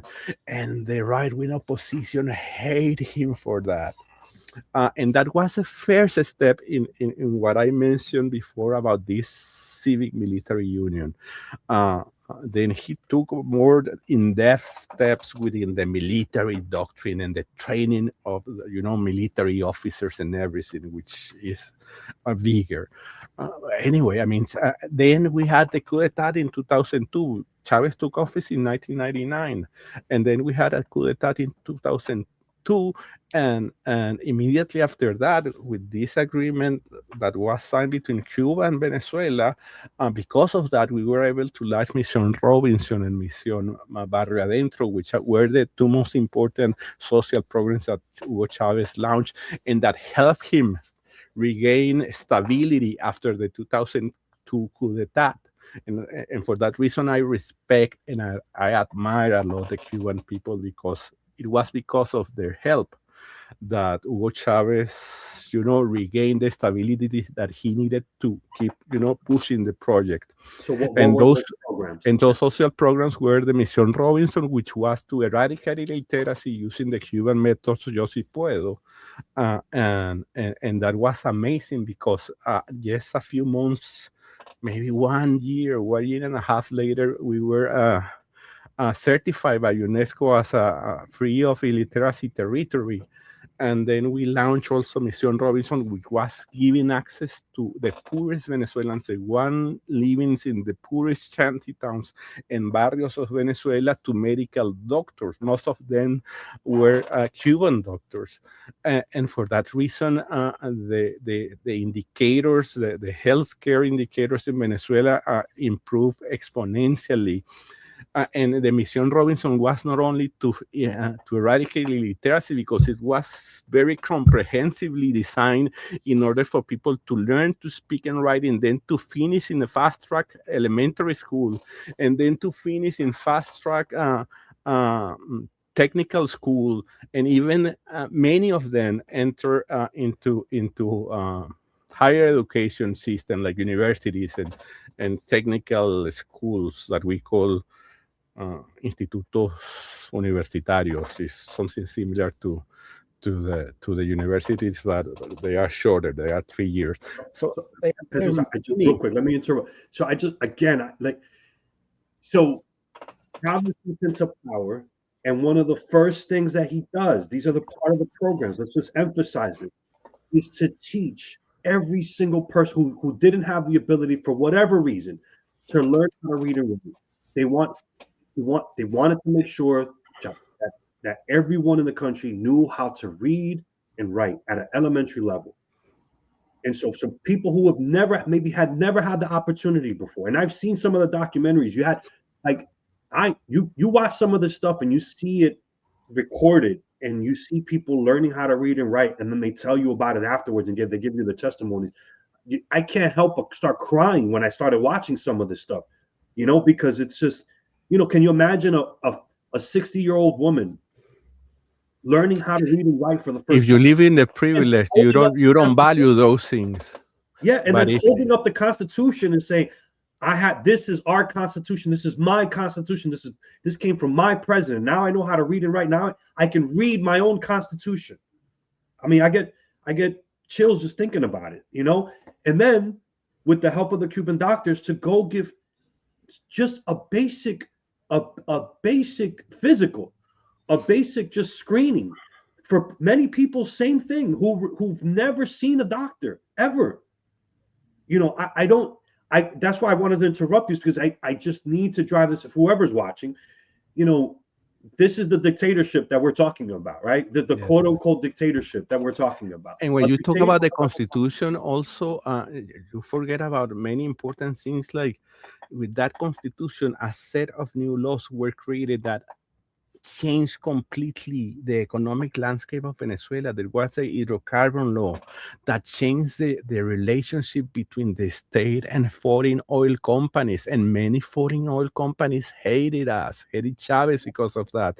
Because oil companies in Venezuela do not have the majority of the stakes in joint ventures after that law. The ones that control oil production in Venezuela, even with the joint ventures created after that law, having international oil corporations in them, is PDVSA. I mean, it's the Venezuelan state. The agriculture law was launched, that was also a massive program to redistribute land among Venezuelans. The fishing law was approved that eradicate the use of the commercial, massive industrial, fishing fleets that destroy everything where they pass by. And for that reason is that we have an amazing, strong fishing sector in Venezuela, because the protection of the small fishermen was part of the law. I mean, I can tell you like endless things that clearly show the nature of the Bolivarian Revolution. And for that reason is that despite all the things that we have been living through and passing through, especially because of US aggression, the majority of the Venezuelans support Chavismo, disregarding what they tell you about electoral fraud. And because some people believe that electoral fraud is the one that they have been claiming happened last year. But since Hugo Chavez took office, far-right Venezuelan opposition has been talking about electoral fraud. They have never ever accepted electoral defeat. And that's an important thing to remark, because right now they want us to forget about their reaction about electoral results in previous elections. So anyway, I just wanted to add that. Sahi, I'm pretty sure I'm forgetting something. No, you are not forgetting something. I'll just add to what you said. First of all, it is because of that hydrocarbons law that ExxonMobil and others. ExxonMobil did not even participate in it. Chavez sent out invitation to all the international corporations that were at that time had operations in Venezuela to participate in the elaboration of that law, like the hydrocarbons law. He wanted their opinion also, not just the opinion of the people of the country, but also the companies that were operating in Venezuela at that time. Which government does that? I don't think any government would do that. The US definitely would not. But anyway, ExxonMobil did not participate in that, and instead it went and started cases against the Venezuelan government that it was stealing its resources. In fact, the case of Citgo and all this, they are somehow tied to that hydrocarbons law. The companies that lost their assets or they believe that their assets, but the oil of Venezuela does not belong to them. The oil of Venezuela belongs to the Venezuelan people, and that is the hydrocarbon law, that it belongs to Venezuelan people. Now they think that it belongs to them. That is why they started cases in US against this law, and it is the Citgo case is related to this. That is one of the things. And secondly, the one thing that Jesus mentioned, which is very important to the about the banning of trawl fishing. So the fishing law, one of the features of the fishing law, it banned trawlers. So what the trawlers do, the trawlers are like they're like huge earth movers that scrape the ocean floor and destroy the ecosystem of the ocean floors and the ocean beds. Not just the fishing shoals, like the fish shoals, but also the ocean beds and everything. So those who are in the environmental movement may not know this. They just think that Venezuela produces oil, so it is a country that destroys the environment. First of all, no, it does not. And secondly, this is one of the Venezuelan, like the fishing law is one of the Venezuelan government's commitment to the environment, like protection of the environment, because it is protecting the marine ecosystems by banning trawl fishing. Trawl fishing is banned in Venezuela. You cannot do that. So not just like reinforces the fishing industry, but it also protects I the forgot to environment. mention indigenous rights also, Sahil. Yes, I'll do that. I'll come to that. I know. So the rights of environment is protected in a way, in this way. So I'll also say that related to this Sidgo, there is this Canadian company, Crystal X, which used to own gold mines in Venezuela. Now, with the nationalization of gold, it could not own it anymore. It could operate, of course, any company can operate, but it was actually expelled from Venezuela because of environmental reasons, because of pollution, like it was destroying ecosystems. So that is why it was expelled and it was fined. It did not pay the fines, and instead it started a case against the Venezuelan government in the US and Canada.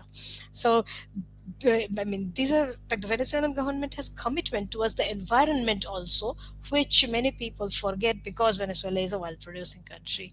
And okay, so as for the constitution, now coming back to the constitution or the programs, so Jesus mentioned that getting every people feeling included. It was also the constitution that includes the indigenous people, because the earlier constitutions would not even mention them or would not even consider them citizens with full rights. But the constitution of the Bolivarian Republic of Venezuela mm, not just includes the indigenous people, but it also like respects the customs, traditions, and customs and traditions of the indigenous peoples, protection of indigenous languages and culture, and they also have their, like the indigenous people have their own electoral system. Like it is part of the same electoral system, but they have their elections following their own customs and traditions. And it is not just for the for the legislative assembly, it's for each and every election, even to the down to the municipal level, that they have their own system of electing people. Now, these things are also forgotten when people think about indigenous rights or human rights. These are part of human rights. Human rights are protected. When I say human rights are protected in Venezuela, I mean exactly that. There is also like this laws of gender parity in political representation. Then it's just the idea is just to include everyone in the decision making, and it started right with the redaction of the constitution, and it continues. So every time it's not like the constitution was written once and then forgotten. It's a very dynamic, it's a living being, it's a dynamic process. So there have been many amendments, there have been many bills, new laws that have come up whenever there has been a dispute, and it but there are like processes to get it resolved. And for example, currently it also, like, in order to reinforce the communal state, the Venezuelan government is carrying out these national consultations, which are like elections every 3 months, in which the communes choose their own programs, on the priority basis, the programs for which they want allocation of funds from the government. So these elections are carried out every 3 months, and then the most, like, from each commune, the most voted project gets resources allocated for it, and it is the communes that carry out the I mean the programs themselves. It's not like everything is imposed. So where is the authoritarianism, I say, when the state is saying that will allot 70% of resources to the communal developments and to projects like this, and then they give this money as well as the execution rights to the communes themselves. So it's like it's going towards a very, like, a more, I would say, comprehensive democracy. So that is the idea. Like, participative democracy is the main idea of the constitution of the Bolivarian Republic of Venezuela, and it's trying to. I mean, the government and state is trying to do it. So I would say that all these things are not just including people. Inclusion is one thing, but not just inclusion, but making the people the agents of their own destiny. That is what is happening in Venezuela, and I would say that that is democracy and that is human rights. I want to highlight something. I did this in a previous program with Jesus. I don't know, Sahali, if you were there, but the right and the extreme right in Venezuela, which often boycotts the elections and says that these elections are fraudulent and da da da. There was a referendum once under Chavez, and I'll never forget this. He lost. I think it was part of the referendum. This, I think, was to change the constitution so he can so he could. That was only part of it. There was a lot of things on there, but part of it was so he or anyone else would be able to run indefinitely. And Chavismo lost that night. And within an hour, if I remember, if I think it was within an hour, maybe 2 hours, Chavez stood before his people and said, "Compañeros, compañeras, we have suffered a defeat." And I just want to highlight that, because this idea that, again, there's this evil dictatorship in Venezuela. So he lost the referendum, and that's within hours, not days, not weeks, not months, within hours, President Chavez stood before his people and admitted defeat. And he lost. And he lost just by 1 or 2%, by the way. Yes. So And that anyway, was only one. The Chavismo also lost. It was a disaster. Like, the disaster started from there. The Chavismo also lost the 2015 National Assembly election. he did. That's right. That's right. And Chavismo accepted that it lost. Of course, yes. And also And that is- many regional elections for governors and mayors. In many of those elections, Chavismo have the majority, but the opposition have seats. They won seats, and those things are recognized by Chavismo. But they keep saying that we are a dictatorship. No, I also always highlight the 2015 one, because it was a disaster, right? The 2015 loss, because it was because of this that the sanctions were so effective. Otherwise, the sanctions would have been there, but Right. the fifth column within the fifth column was there. It was in power. Like, the Legislative Assembly has a lot of power, and it was the opposition. And I always say that there is no normal right in any country in Latin America. They're all far right. So a far right controls one of the most important branches of the state, like perhaps the most important one, the National Assembly.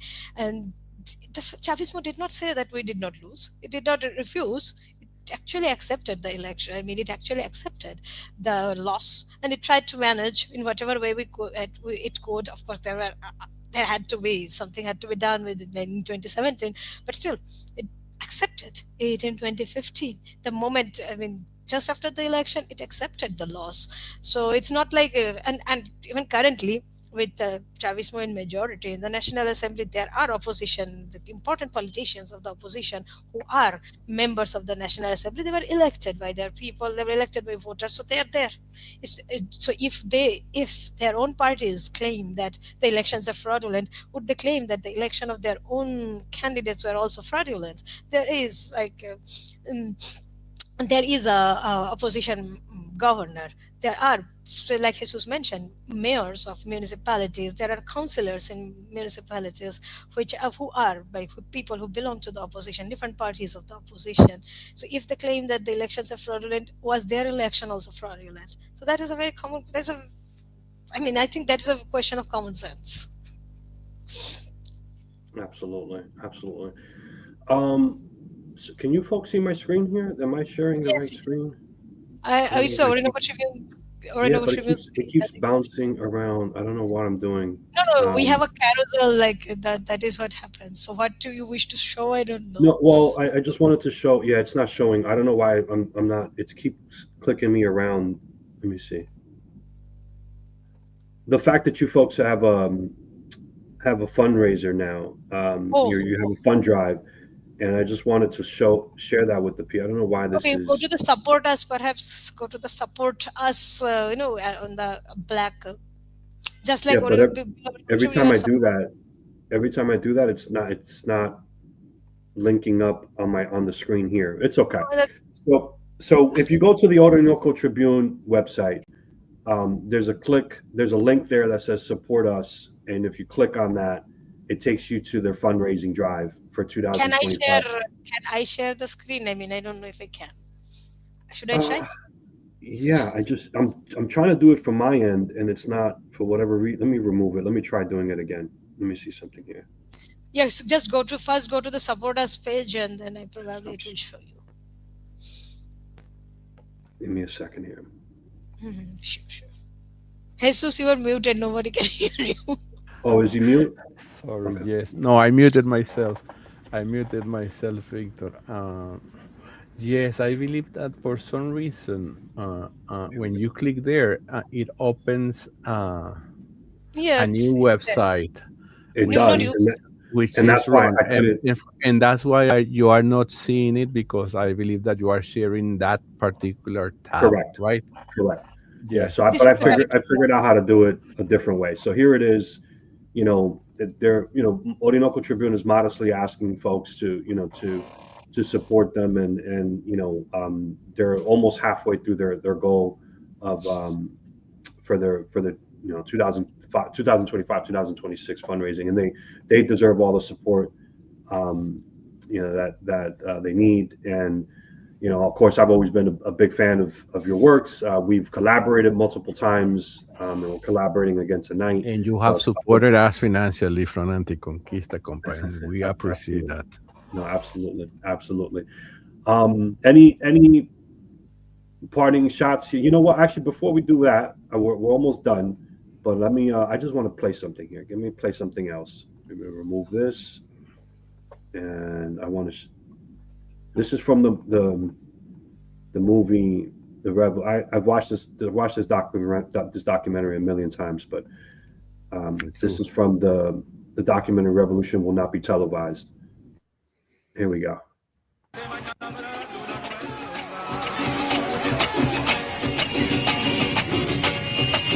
La que ya pasa el tiempo mal, como en el dominó, los tirones son de palo. La que la soga se revienta, la tierra sueltecita será novilla contenta. La que la soga se revienta, ay, ay, ay, se revienta, se revienta, se revienta.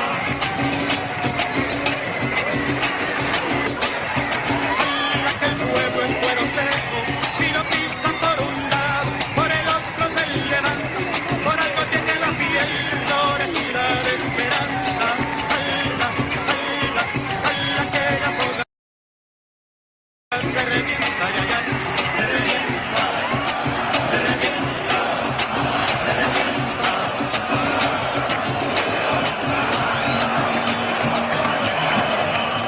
Aquí en Venezuela, como en casi toda la América Latina, venía galopando el proyecto del neoliberalismo salvaje, que hay una mano invisible, el mercado que todo lo arregla. Mentira, mentira, mil veces mentira.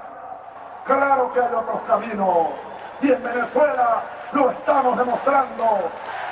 He tenido que aguantar las más grandes presiones internacionales, pero no me importa nada.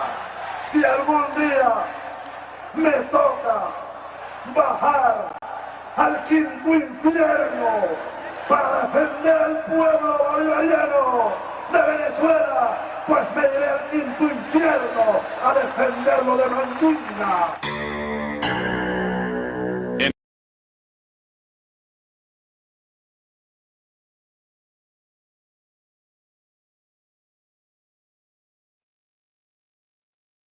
That, So there's the late President Hugo Chavez. yes. People say that he was killed, by the way. Yeah, yeah. Um, And yeah, they also say, Victor, that he was an authoritarian, a fomenter of the cult of personality, and that if he died, the Bolivarian Revolution was going to end, and here we are. right. Absolutely, absolutely. I'm gonna play one more thing because I think this thing is hilarious, and I think it's great. I mean, look, we talked about a lot of serious things. This is a very serious matter, but even Maduro's having a lot of fun with in the midst of all this. You have to have a little bit of levity and try to uplift the spirit of the people, and so you folks. By the way, I'll say this also.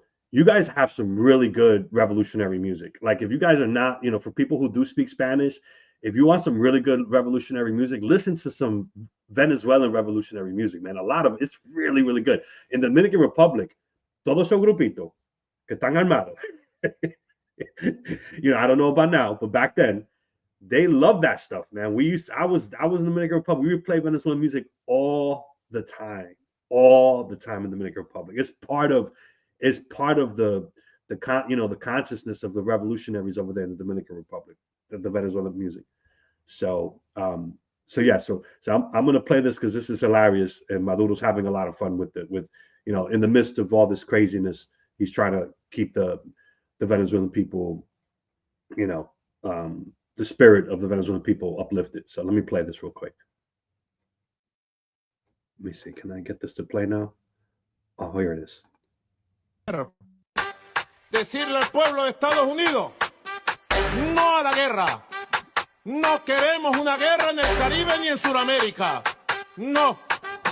Not war. Yes, peace. No a la guerra loca. No crazy war. No. ¿Cómo se dice en inglés? Please, please, please. Yes, peace. Listen to me. Yes, peace. Peace forever. Peace forever. Peace forever. Esto se llama lenguaje tarzaneado.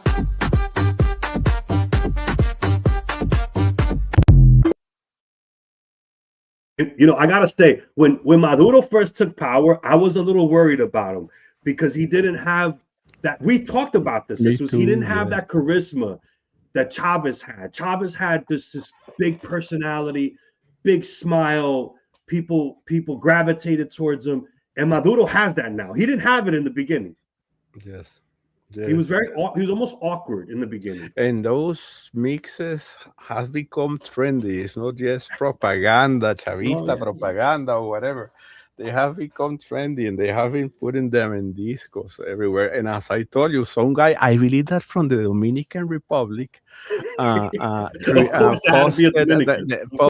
the scene on Spotify. The artist that created the song in Spotify, I believe that is from Dominican Republic. Es que Dominicano una vaina. El Dominicano hasta con cosas. Dominicans are crazy. I'm Dominican, by the way. Folks don't know I'm Dominican. That's what I'm saying. Yeah. Yes. Tenía que ser un Dominicano. But anyways, my people, we're almost at 2 hours, and thank you for those of you who have watched, and we'll try to chop some of this up and cut some of this stuff up and make little clips. But we appreciate all the support. in the absence of us changing our government, which is a goal, it should always be the goal here because this is just crazy. Everything here is just crazy. Awesome. Let's put as much pressure as possible on the politicians. Let's protest. Let's send letters. Let's win the battle of ideas over the internet, which Fidel Castro and the Cubans were very much, and I hear Maduro talking about it as well. It's important. It's important. So just like how the right wing has propaganda, we have to have our propaganda. And I know that word, gets misused a lot. But the good thing is that we, unlike the right wing that's constantly spreading lies, we're here talking about the truth and reality, right? And so we have to combat all those lies and misconceptions with truth and the reality of what's really happening. Jesus, I am very concerned about you and your people. Te quiero mucho. Venceremos. And we are ready to defend this country, compas, with whatever we got. Absolutely. Sahel, un fuerte abrazo. Everyone have a great night. You too. Un abrazo, compa, and be safe. Yeah, and thanks a lot to Anticonquista for whatever you do for us. A lot of things. There are a lot of things people may not know. But yes. Absolutely. We're always here to help. Always here to help.